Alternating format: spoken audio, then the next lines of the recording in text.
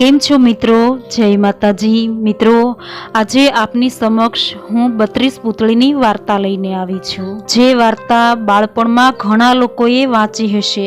જો આપને પણ આ વાર્તા પસંદ હોય તો પ્લીઝ મારા વિડીયોને લાઈક કરજો, કમેન્ટ કરજો અને આવી વાર્તાઓ સાંભળવા મારી ચેનલ સબસ્ક્રાઇબ કરવાનું ભૂલતા નહીં, જેથી આવી ઘણી બધી વાર્તાઓ આપને સાંભળવા મળે તેમજ મેં અપલોડ કરેલ દરેક વિડીયોની નોટિફિકેશન આપને મળતી રહે। તો આજના વિડીયોમાં 32 પૂતળીની 9મી પૂતળી પુષ્પાવતીની વાર્તા રજૂ કરું છું। રાજા ભોજ શુભ ઘડી જોઈ સિંહાસન પર બેસવા માટે આગળ વધ્યા કે તરત જ સિંહાસનમાં રહેલી એક પૂતળી સજીવન થઈ અને બહાર આવી ને રાજાને કહ્યું કે રાજન, મારું નામ પુષ્પાવતી છે। હે રાજા, મેં મારી નજરે રાજા વિક્રમાદિત્યને જોયો છે। એના જેવા ગુણો જો તારામાં હોય ને તો જ તું આ સિંહાસન પર બેસી શકે છે। માટે હે રાજા સાંભળ, હું તને વિક્રમ આદિત્ય કેવા હતા તેની વાર્તા સંભળાવું છું। આમ કહી પુષ્પાવતી નામની પુતળીએ રાજા વિક્રમના ગુણો વિશે વાર્તા શરૂ કરી। રાજા વિક્રમ એ દિવસે પણ દરબાર ભરીને બેઠા હતા। એ દરબારમાં એક માણસ હાજર થયો। એની પાસે એક ઘોડો હતો। રાજાની સામે હાથ જોડી એ માણસે કહ્યું કે મહારાજ, હું આપના માટે એક ઘોડો લાવ્યો છું। રાજાએ ઘોડા તરફ જોઈ કહ્યું કે તમે ઘોડો તો લાવ્યા, પરંતુ આ ઘોડો તો લાકડાનો છે, એ મારા શું કામમાં આવશે? પેલા માણસે કહ્યું કે મહારાજ, આ ઘોડો લાકડાનો જરૂર છે, પણ એ ચમત્કારિક ઘોડો છે। મારી કળા અને જ્ઞાનનો એ નમૂનો છે। મહારાજ, આ કંઈ બાળકો રમે એવો સામાન્ય ઘોડો નથી। આ ઘોડો જમીન પર ચાલી શકતો નથી, પરંતુ આ ઘોડો આકાશમાં જરૂર ઉડી શકે છે। રાજન, આપ તેના પર બેસી આકાશની સહેલ કરી શકશો। આ ઘોડો હું આપને ભેટ રૂપે આપી રહ્યો છું। રાજાએ તો ખુશ થઈ એ ઘોડો રાખી લીધો અને એ કલાકારને ખૂબ જ ધન આપ્યું। પોતાનું ઇનામ લઈ જતા જતા એ કલાકારે 1 મિનિટ રોકાઈને કહ્યું કે મહારાજ, મારી એક વાત યાદ રાખજો કે આ ઘોડાને ક્યારેય ચાબુક મારવાનો પ્રયત્ન ન કરજો। જો આપ ભૂલે ચૂકે એવું કરશો ને તો આ ઘોડો આપને તરત જ આકાશમાં ઉડતો હશે તો પણ પોતાની પીઠ પરથી નીચે ફેંકી દેશે। રાજાએ કહ્યું, ભલે, હું એ વાતનું ધ્યાન રાખીશ। રાજા પાસે લાકડાનો એ ઘોડો ઘણા સમય સુધી આમ જ પડ્યો રહ્યો, પરંતુ એક દિવસ યાદ આવતા જ રાજાને એની ઉપર બેસવાનું મન થયું। ઘોડાની ઉપર રત્નજડિત મૂકી રાજા સવાર થયો। હજી રાજા એની ઉપર બરાબર બેઠો એ સાથે જ ઘોડો આકાશમાં પવન વેગે ઉડવા લાગ્યો। એની ઉડવાની ઝડપ એટલી બધી હતી કે રાજાને સવારી કરવાનો અનેરો આનંદ આવ્યો। રાજા વિક્રમ ખુશીમાં ને ખુશીમાં કલાકારે આપેલી એ ચેતવણી ભૂલી ગયો અને હજી ઘોડો કેટલી વધારે ઝડપે ઉડી શકે છે એ જાણવા માટે એડી લગાવી એક જોરદાર ચાબુક ઘોડાની પીઠ પર ફટકાર્યું। એ સાથે જ ઘોડાએ ખૂબ જ ભયંકર હણહણાટી કરી અને ઝડપ વધારી એ ઘોડો એટલી વધુ ઝડપે ઉડવા લાગ્યો કે રાજા ઘોડાની પીઠ પર પોતાનું સંતુલન જાળવી શક્યો નહીં। રાજાને તરત જ કલાકારની ચેતવણી યાદ આવી ગઈ, પરંતુ હવે શું થાય? ચાબુક તો ફટકારી દીધી હતી। એકાએક ઘોડો આકાશમાં આડો થયો, પછી ઊંધો થયો, એટલે એની પીઠ પર બેસેલો રાજા જમીન તરફ નીચે આવવા માંડ્યો અને ઘોડો અદૃશ્ય થઈ ગયો। રાજા વધુ ને વધુ ઝડપે જમીન તરફ પટકાઈ રહ્યો હતો। રાજાએ તરત જ વેતાળ અને આજ્ઞા વેતાળને યાદ કર્યા। તરત જ બંને રાજાની સેવામાં મદદ કરવા આવી ગયા। બંનેએ રાજાને ખૂબ જ સંભાળપૂર્વક નીચે જમીન પર ઉતાર્યા। રાજા જ્યાં ઉતર્યા ત્યાં તો ગીચ ભયંકર જંગલ હતું। હવે આવું રળિયામણું જંગલ જોઈ વિક્રમ રાજાને તો જંગલમાં ફરવાની ઈચ્છા થઈ અને રાજાએ વૈતાળ અને આજ્ઞા વૈતાળને જવાની રજા આપી અને પોતે જંગલમાં ફરવા નીકળી પડ્યો. એ ગીચ જંગલમાં કાળા માથાના માનવીનું નામો નિશાન પણ દેખાતું ન હતું. હવે ફરતા ફરતા રાજા એક ઝાડ પાસે આવી અટકી ગયા. એ ઝાડ સાથે દોરડાથી એક વાંદરી બાંધેલી હતી. રાજાને થયું કે વાંદરીને આ રીતે ઝાડ સાથે માનવી સિવાય બીજું કોઈ બાંધી ન શકે, એટલે જરૂર આસપાસ કોઈ માનવી જરૂર હોવો જોઈએ. આવા ભયંકર જંગલમાં વાંદરીને આવી રીતે કોણે અને શા માટે બાંધી હશે, એ જાણવા માટે રાજા એક બીજા ઝાડની પાછળ સંતાઈ ગયા. સાંજ પડવા આવી. એ સમયે એક સાધુ વાંદરી બાંધી હતી એ ઝાડ તરફ આવ્યો. ઝાડ પાસે આવી એ સાધુએ થોડા પાંદડા તોડ્યા અને એનો રસ કાઢી વાંદરી ઉપર નાખ્યો અને એ સાથે જ એક ચમત્કાર થયો. એ વાંદરીના શરીર પર રસના ટીપા પડતા જ એ વાંદરી એક સુંદર યુવતી બની ગઈ. સાધુ એનો હાથ પકડી નજીક આવેલી એક ઝૂંપડીમાં લઈ ગયો. બીજા દિવસે સવારે સાધુ એ યુવતીને લઈ ઝાડ પાસે આવ્યો. પછી એની ઉપર એક બીજા ઝાડના પાંદડાનો રસ કાઢી છાંટ્યો કે તરત જ એ યુવતી ફરી વાંદરી બની ગઈ. એટલે સાધુ એને ઝાડ સાથે બાંધીને જતો રહ્યો. રાજા વિક્રમ ઝાડ પાછળથી આ ચમત્કાર જોઈ રહ્યો હતો. સાધુ જતો રહ્યો એટલે થોડી વાર પછી રાજા વિક્રમ ઝાડની બહાર આવ્યો અને સાધુની જેમ જ એ ઝાડના થોડા પાંદડા તોડી એનો રસ કાઢી વાંદરી પર નાખ્યો કે તરત જ એ સુંદર યુવતી બની ગઈ. પરંતુ રાજાને જોઈ એ યુવતી ગભરાવા લાગી. રાજાએ જ્યારે એ ભાગવા લાગી ત્યારે તેનો હાથ પકડી લીધો અને કહ્યું કે તારે ગભરાવાની કે ભાગવાની જરાય જરૂર નથી. હું રાજા વિક્રમ છું અને તને મદદ કરવા માંગુ છું, માટે મને કહે કે આ બધું શું છે? એ યુવતી બોલી કે રાજા, તમે મને મારા અસલ રૂપમાં કેવી રીતે લાવ્યા? આ સાધુના રહસ્યની ખબર તમને કેવી રીતે પડી? અને રાજાએ પોતાની બધી વીતેલી કથા કહી સંભળાવી અને પોતે નજરે જોયેલી સાધુની ચમત્કારી ઘટના પણ કહી. પછી કીધું કે જો તારે તારા અસલ રૂપમાં અહીં રહેવું હોય તો તને ફરીથી વાંદરી બનાવી દઉં. અને આ સાંભળી એ યુવતી કરગરતા બોલી કે હે રાજા, મને આ નરકમાંથી ઉગારો, મને મારા માતા પિતા પાસે પહોંચાડો. આ સાંભળી રાજાએ પૂછ્યું કે હે યુવતી, તું કોણ છે? યુવતીએ કહ્યું કે હું અનંગ દેશની રાજકુમારી છું.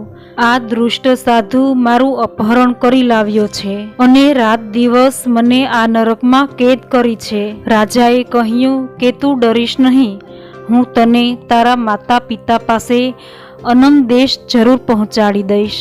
યુવતીએ ગભરાયેલા સ્વરે કહ્યું કે મહારાજ, આ સાધુ ઘણો દુષ્ટ અને ભયંકર છે, એ આપને જીવતો નહીં મૂકે. આ સાંભળી રાજાએ હસીને કહ્યું કે સુંદરી, તું એની જરાય ચિંતા ન કર, હું એને જોઈ લઈશ, તું મારી સાથે ચાલ. રાજા વિક્રમ પોતાની સાથે એ યુવતીને લઈને ચાલી નીકળ્યો. હજી થોડુંક ચાલ્યા હશે ત્યાં જ તેમની નજર સામે એક જોરદાર ધડાકો થયો, જેના કારણે ચારે તરફ ધુમાડો ફેલાઈ ગયો અને એની વચ્ચેથી સાધુ પ્રગટ થયો. તે સાધુએ વિક્રમ રાજાને પડકાર ફેંકતા કહ્યું કે તું કોણ છે અને આ યુવતીને તારી સાથે ક્યાં અને કેમ લઈ જાય છે? રાજાએ શાંત અવાજે કહ્યું કે હવે આ યુવતી એના ઘરે જશે. સાધુએ ક્રોધમાં આવીને કહ્યું કે એને ઘરે પહોંચાડનાર તું કોણ છે? આ તારી શું સગી થાય છે? આ સાંભળી રાજાએ કહ્યું કે મુસીબતમાં પડેલા માનવીને મદદ કરવી એ મારો ધર્મ છે. અને સાધુએ ગુસ્સામાં કહ્યું કે આ યુવતીને તું છોડી દે, એ અહીં જ રહેશે. વિક્રમ રાજા કહે છે કે કદાપી નહીં, આ યુવતીને હું તેના ઘરે પહોંચાડીને જ રહીશ. સાધુ કહે છે કે તું મારી વાત નહીં માને તો વગર મોતે મરીશ. આ સાંભળી વિક્રમ રાજા કહે છે કે તારે જે કરવું હોય તે કરી લે, હું મારા જીવના ભોગે પણ મારું કર્તવ્ય પાલન કરીશ. સારું, જોઈ લે ત્યારે. આમ કહેતા સાધુએ રાજા ઉપર તરાપ મારી, પણ રાજાએ તલવાર વડે તેને અટકાવી દીધો. એકાએક એ સાધુ એક સિંહમાં ફેરવાઈ ગયો અને ભયંકર ત્રાડું પાડવા લાગ્યો. રાજાને ખાઈ જવા આગળ વધ્યો, પરંતુ રાજાએ પોતાની તલવાર વડે એક ઝાટકે એની ગરદન કાપી નાખી અને સિંહ તરત જ ફરીથી સાધુ બની ગયો. એ સાધુ મરી ગયો હતો. ખરેખર તો એ સાધુ ન હતો, પણ એક માયાવી રાક્ષસ હતો. સાધુને મરેલો જોઈ યુવતીને હિંમત આવી. એણે કહ્યું કે હે રાજા, આપ ખરેખર બહાદુર છો. હવે મને કોઈની બીક નથી. એ પાપી દુષ્ટ સાધુનો અંત આવી ગયો. આ સાંભળી રાજા હસી પડ્યો અને યુવતીને કહ્યું કે ચાલ હવે. પરંતુ એકાએક એ યુવતી બોલી કે રાજા થોભો. એ યુવતી રાજાને ઊભો રાખી પોતે અદૃશ્ય થઈ ગઈ, પણ થોડી વાર પછી ફરી પાછી આવી. એના હાથમાં એક લાલ રંગનું કમળ હતું. યુવતી બોલી કે રાજા, હું આ ફૂલ લેવા ગઈ હતી. રાજા બોલ્યા કે આ ફૂલમાં શું ખૂબી છે? રાજન, આ લાલ ફૂલમાંથી દરરોજ સવારે એક લાલ કિંમતી રત્ન નીકળે છે. આ ફૂલ માયાવી સાધુએ મને આપ્યું હતું. હવે આ ફૂલ હું આપને આપું છું. રાજાએ ફૂલ લઈ લીધું અને બંને અનંગ દેશ જવા નીકળી પડ્યા. એ યુવતી જે અનંગ દેશની રાજકુમારી હતી તે અત્યંત સુંદર હતી. તેના જેવી સુંદરી ભાગ્યે જ આ જમીન પર જોવા મળે. એમ છતાં રાજાએ તેની તરફ જરાયે ખોટી નજર કર્યા વિના કે મનમાં ખોટા વિચારો કર્યા વિના તેની સાથે નીકળી ચાલી રહ્યા હતા. જ્યારે રાજા વિક્રમ અનંગ દેશ આવી પહોંચ્યા ત્યારે ત્યાંના રાજા અને રાણી ઘણા ખુશ થયા. પોતાની પ્રિય રાજકુમારીને સહી સલામત આવેલી જોઈ પ્રજામાં ખુશી ફેલાઈ ગઈ. આખાએ અનંગ દેશમાં ઉત્સવ મનાવવામાં આવ્યો. રાજા વિક્રમને અનંગ દેશના રાજાએ ખૂબ જ સારી રીતે મહેમાનગતિ કરાવી, પરંતુ રાજા વિક્રમે પોતાની ઓળખ છુપાવી પોતાને એક સામાન્ય સિપાહી તરીકે ઓળખાણ આપી હતી. બીજા દિવસે અનંગ દેશના રાજાએ રાજા વિક્રમને કહ્યું કે આપ ખરેખર પરાક્રમી અને બહાદુર છો. મારી પુત્રી સાથે લગ્ન કરી લો. આપના જેવા વીર પુરુષને મારી પુત્રી પરણાવી હું ચિંતામુક્ત બનીશ. મારું રાજપાટ પણ હું આપને આપી દઈશ. આપ અહીંના રાજા બનશો. આ સાંભળી રાજા વિક્રમે નમ્રતાપૂર્વક કહ્યું કે મહારાજ, મને માફ કરો. હું આપની પુત્રી સાથે લગ્ન ન કરી શકું. આ દુનિયામાં દરેક સ્ત્રીને પત્ની બનાવી શકાતી નથી. સ્ત્રીમાં મા પણ હોઈ શકે છે, બહેન પણ હોઈ શકે છે. મેં તેને મારી બહેનના રૂપમાં જોઈ છે. અનંગ દેશનો રાજા આ સાંભળી નવાઈ પામ્યો અને પૂછ્યું કે અમારી આ સુંદર પુત્રી અને રાજપાટ મેળવવાની આવી તક તમે જવા દેશો? રાજા વિક્રમે કહ્યું કે મહારાજ, આપે મને જે મદદ કરવાની ઈચ્છા જાહેર કરી તે બદલ આપનો ખૂબ ખૂબ આભાર. હું આપની કોઈ મદદ લઈ શકું એમ નથી. મેં તો ફક્ત મારું કર્તવ્ય બજાવ્યું છે. મેં કોઈ ઉપકાર નથી કર્યો. હું એની કિંમત વસૂલ ન કરી શકું. આ સાંભળી અનંગ દેશનો રાજા વધારે નવાઈમાં પડી ગયો. રાજા વિક્રમ ત્યાંથી પણ ચાલી નીકળ્યા. ઘણા દિવસ સુધી સામાન્ય વેશ ધરી આમ તેમ ફરતા રહ્યા. પછી પોતાની ઉજ્જૈન નગરીમાં પાછા આવ્યા. વિક્રમ રાજા જેવા નગરમાં પ્રવેશ કરે છે ત્યાં જ એક બાળકની નજર તેના હાથમાં રહેલા ફૂલ ઉપર પડી. એટલે બાળકે રાજા પાસે એ ફૂલ માગી લીધું. રાજાએ પૂછ્યું કે તું આ ફૂલનું શું કરીશ? બાળકે જવાબ આપ્યો કે આ ફૂલ વડે હું રમીશ. રાજા વિક્રમે હસતા હસતા એ ફૂલ બાળકને આપી દીધું. બાળક પણ ફૂલ મેળવીને ઘણો પ્રસન્ન થયો. રાજા મહેલમાં આવ્યો અને બીજા દિવસે સવારથી જ પોતાનું કામકાજ સંભાળી લીધું. એક દિવસ એક સિપાહી એક ગરીબ માણસને રાજા વિક્રમ પાસે પકડીને લાવ્યો અને રાજાને કહ્યું કે મહારાજ, આ માણસ કોઈ ચોર લાગે છે. આ માણસ પાસે ચોરીનો માલ છે. એ તો એકદમ ગરીબ છે, છતાં બજારમાં ઝવેરી પાસે એ રત્નો વેચવા ગયો. એની ભિખારી જેવી દશા છે, તો પછી રત્નો ક્યાંથી લાવ્યો હશે? લાગે છે તેણે કોઈ ચોરી જ કરી હશે. રાજા વિક્રમે એની પાસે રહેલા લાલ રત્નો જોઈને કહ્યું કે શું તારા બાળક પાસે લાલ કમળનું ફૂલ છે? તે માણસ બોલ્યો કે હા મહારાજ, એની પાસે છે, જે એને એક અજાણ્યા મુસાફરે આપ્યું હતું. રાજાએ તે માણસને કહ્યું કે જા, તું નિરાતે જઈ શકે છે.